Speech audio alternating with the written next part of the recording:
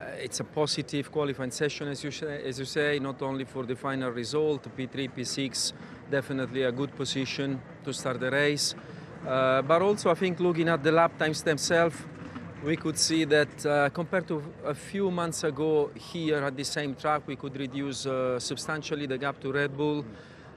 Is still very close with all the cars around us, Aston Martin, Mercedes, but it's also positive that we are ahead of them. So we definitely take some positive elements out of these qualifying sessions. At the same time, we know that Japan kind of suits our characteristics, so we stay calm, and we know that we have to improve the car very much in some other conditions like medium and low speed. Indeed, the race is tomorrow. We'll see what happens. I know you've just been in the engineering room. Thank you for coming out, by the way. Give us some insight as to what your understanding as to why people struggled in some sessions. And then, I mean, Lando, for example, it wasn't until Q3 that he actually banged straight into P2 at the time and only pipped by Sergio Perez, end up P3. Well, that's true. I think we see some up and down in practice already, and this has been a trend, I have to say, not only here in Japan, but for this 2024 season for some reasons.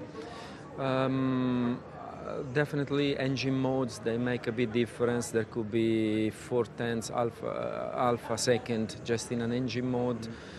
Here in Japan, it's just a first lap tire, so like yesterday we had a red flag, today we had a little mistake in practice in our first lap on new soft, therefore you kind of don't see the competitiveness, but we could see in the data that the car was competitive.